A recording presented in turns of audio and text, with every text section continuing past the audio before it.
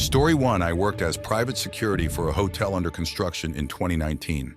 My shift was from 6 p.m. to 6 a.m. It was some real FNAF shit.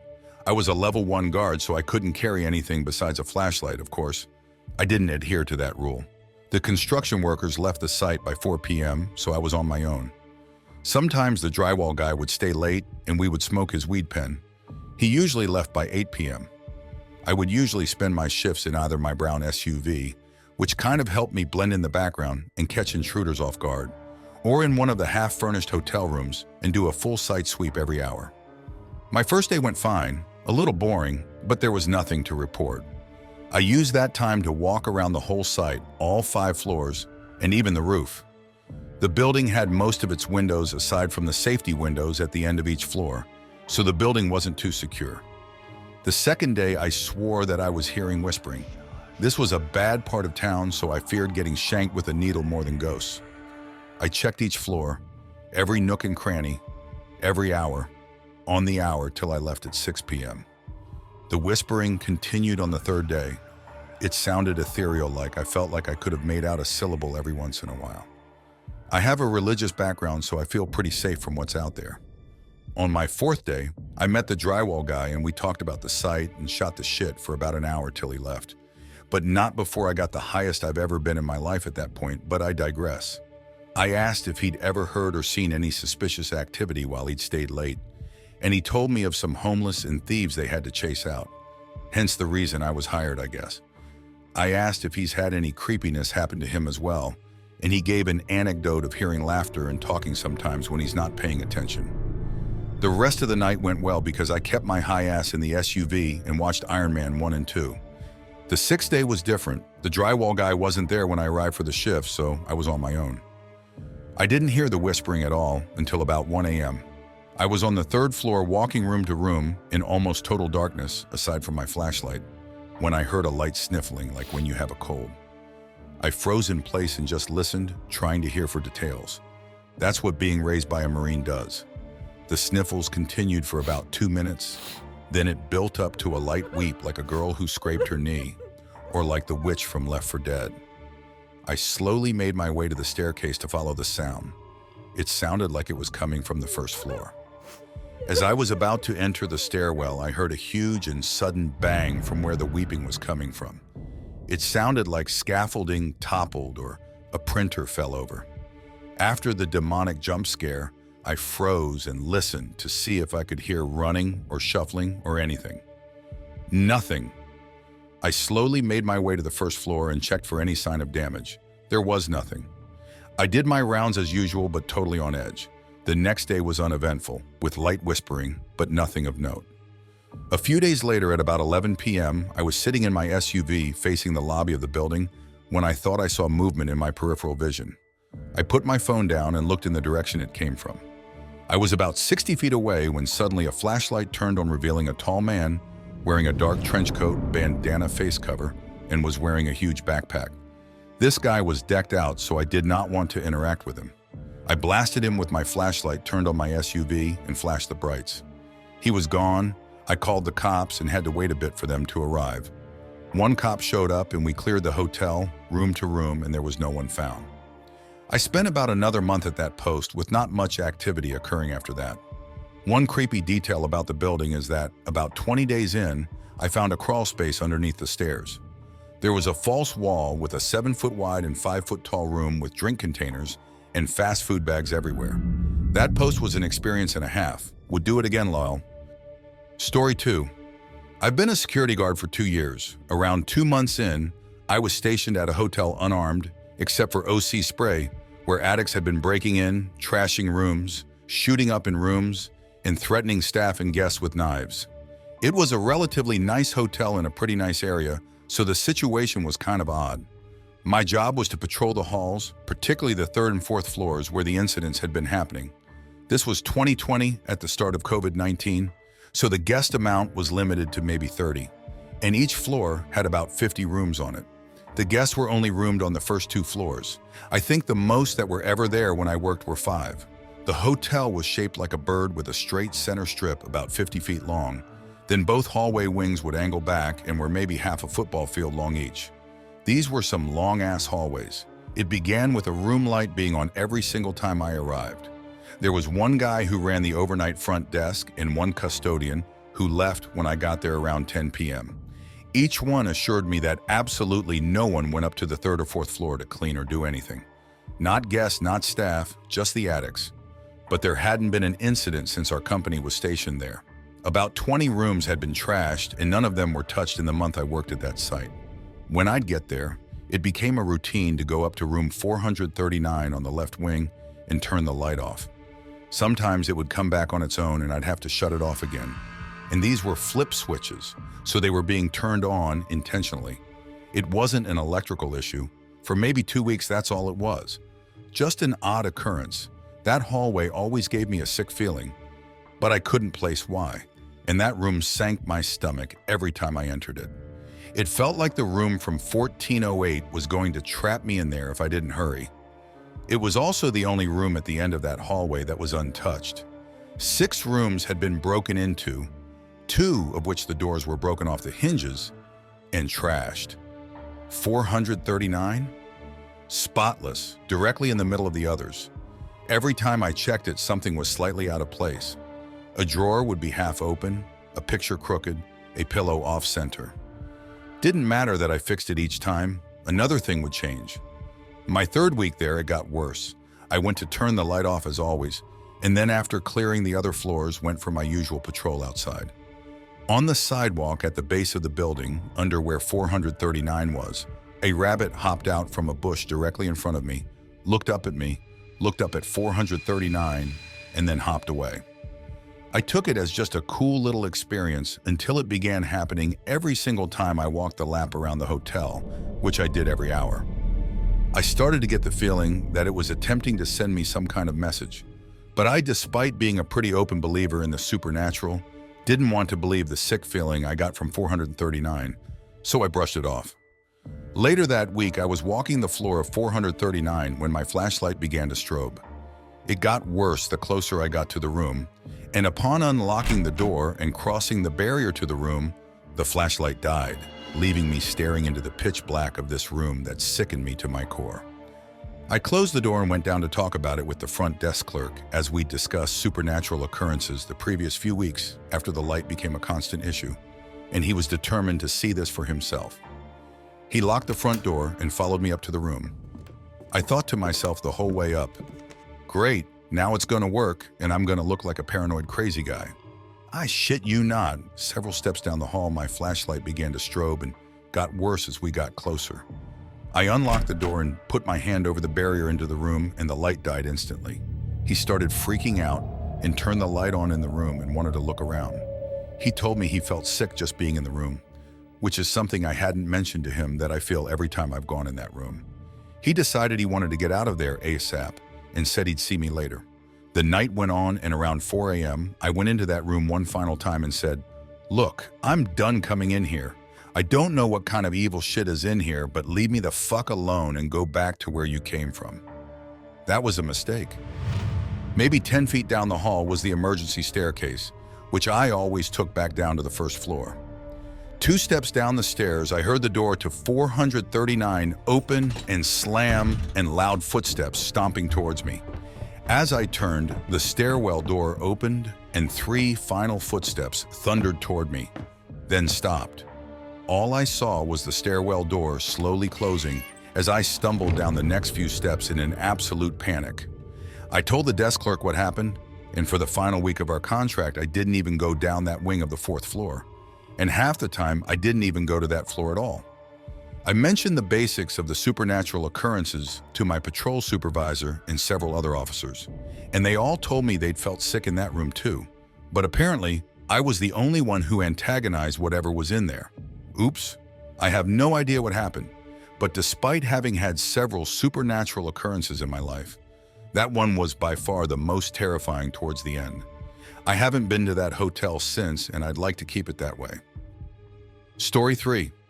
I was on patrol with my supervisor. On a side note, she is arguably the hottest woman I've ever known. We received a call for a potential break-in at an old abandoned building. Another side note, I was fresh out of the academy and still in training. This was the 3rd shift, so midnight to 8 a.m., which is when the crazy stuff happens. My fellow officers here will know. Upon entering the building, we received the call for weapons drawn. I slowly followed the lead of my supervisor. As we make our way further into the building, I eventually take the lead after dissecting a room we cleared building sweeping tactic.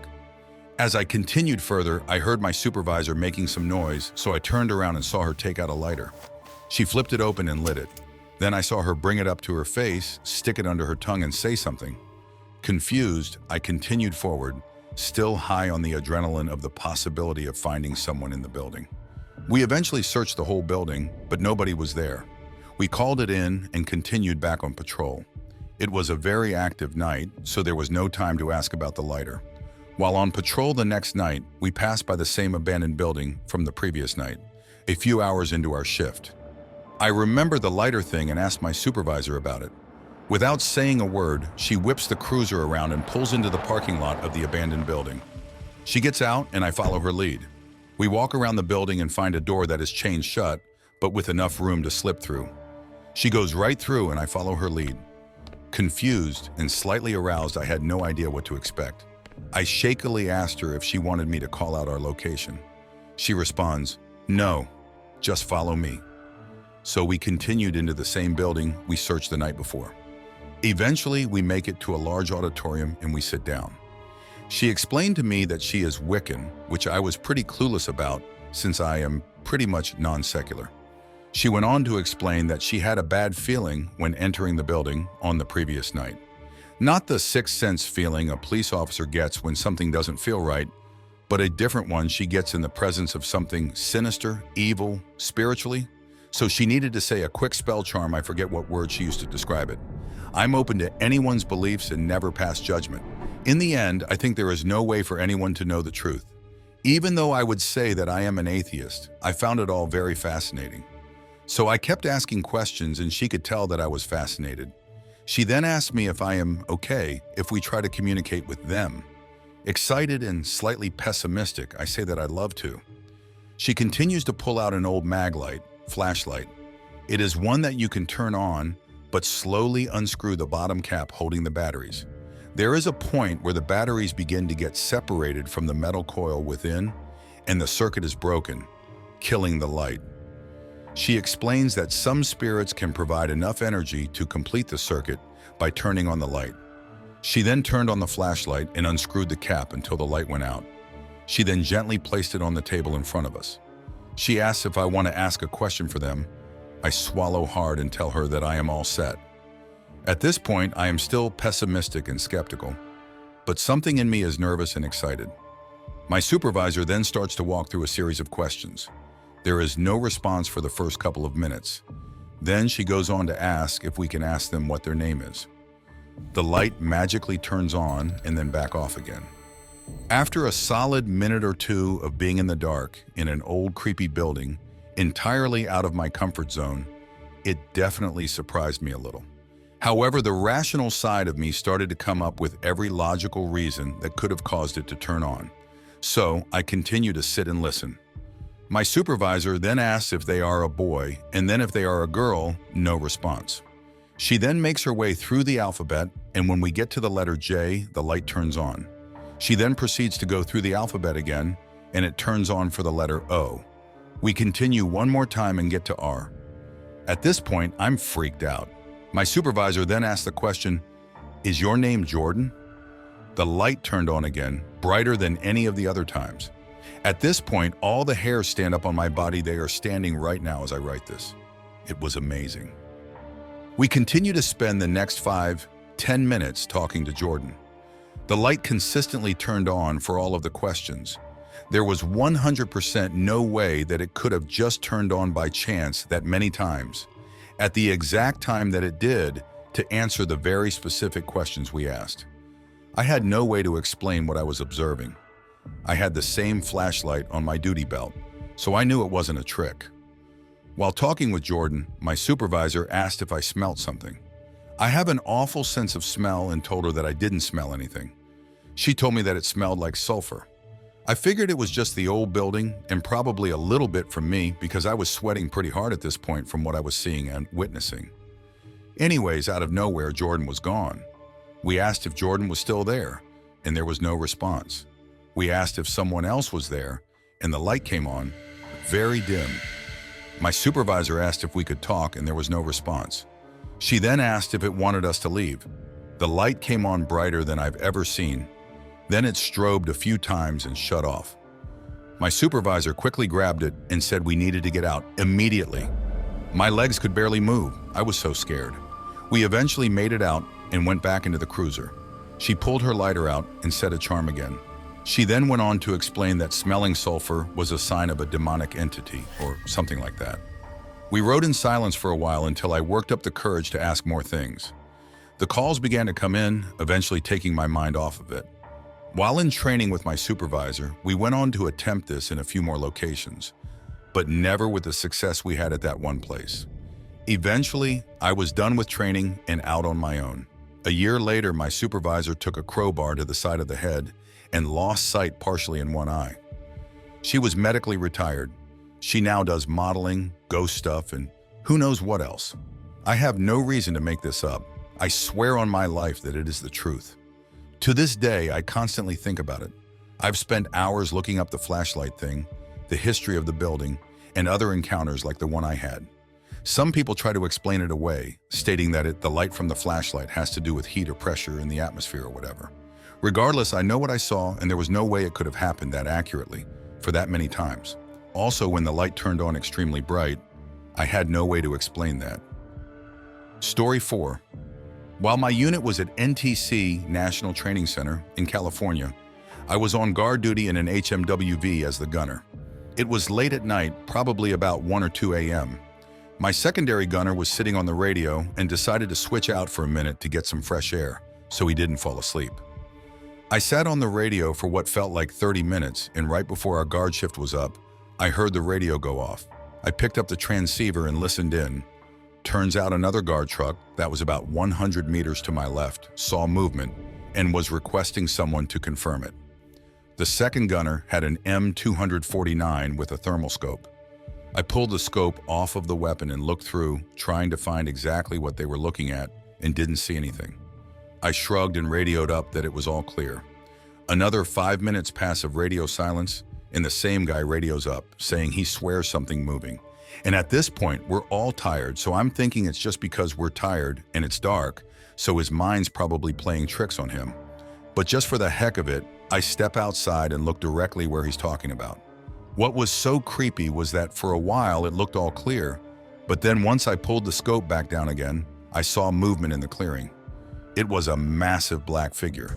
I tell my gunner to look where I'm looking, and he swears he sees it too, but just moments before I saw nothing on the thermal scope. I radio in about possible movement just in case and see a few British soldiers start making their way down there with NVG's night vision goggles. Since at NTC you have the opportunity to train with foreign countries, and before they reach the area, the figure completely disappears from view. Freaked me out, and to this day I still have no idea what exactly we all saw. Story 5. My husband has a story when he was working at a jail. He and another guy were in, let's say, the security room, where they have cameras on the cells and watch the inmates. It was dead of night and they had a crazy guy by himself in one of the pods, which is a cell where lots of inmates stay. This guy was crazy enough that he got one to himself. He kept hitting the call button to talk to the guards, and every time my husband answered, the inmate would be crying and pleading for the guards to move him to a different cell. He said that something wouldn't leave him alone. Well, the guy is crazy and in there alone, so they tell him to go to sleep each time and hang up on him because they're tired of his crap. Well, right after the last time he makes the call on the two-way intercom and my husband hangs up, the inmate is holding his knees, rocking back and forth in a corner on the camera. Typical crazy guy stuff. Out of curiosity, my husband holds down the button to listen in. He hears the dude sobbing and another voice talking at the same time. Husband lets go of the button quickly and looks over at the other guard in the room with him and asks, "Did you hear that?" The other guard is sheet white and says, "I didn't hear anything," and turns back around, refusing to say another thing about it. Story 6. I am an EMT and have been for a few years. I see strange shit all the time. Some of it we can make assumptions, some we have evidence of being fact, then others just make no sense no matter how you try to make it make sense. I am fairly sensitive to paranormal activity, spirits and shit I can normally feel. We had a call one night in the middle of bumfuck nowhere, which was fairly normal. Suspected drug OD. We get there and it's a bunch of teenagers who all swear there were no drugs, just alcohol. We were brought to the patient, who was a very, very large boy, probably every bit of 6'8" and 400 pounds or more of muscle. The kid was giant. Well, he was just looking with no emotion, no reaction to us, nothing. Well, as we were checking vitals, all of which were textbook perfect, he came to, and there's this really heavy presence. The hair on my neck stands up, and it's just weird. He's got this weird look on his face and a scary smile, but says nothing.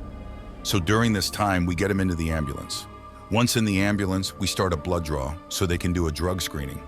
We'll flash forward, and he goes out again, no reaction to anything. He comes to again and becomes violent, so we restrain him. He comes back afterwards and breaks the restraints, so we immediately call PD for backup, goes back out.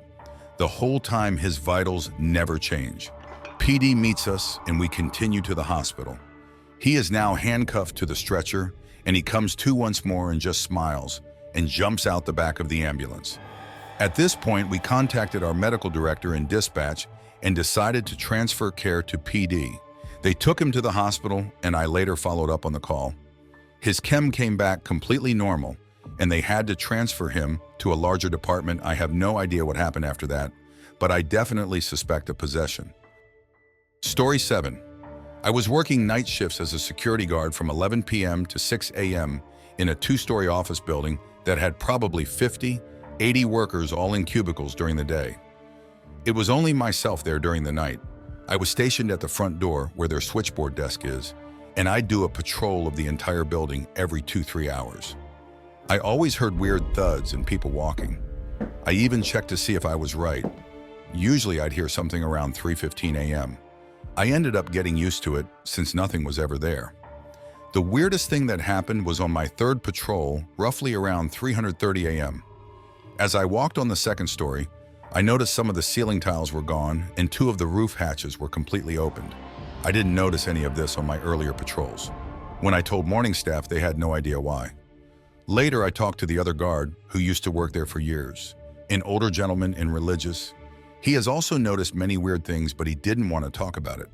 Other things have happened, such as computer screens coming on. Coffee machines turn on randomly. The radios randomly turn on. A couple of times I'd sworn things were moved because it looked different from earlier patrols. It was an easy gig, but I'm sure the place was haunted by something. I worked overnight security in an office building. It was haunted, to clarify about the roof entrances more. The building did have side ladders that are locked. Maybe if someone was crazy enough to scale them, he could get access. The roof entrances were only in the housekeeping rooms and could only be opened from the inside. The door was a double-sided badge to unlock. Each door had a camera on it also, and I checked said cameras without seeing anything.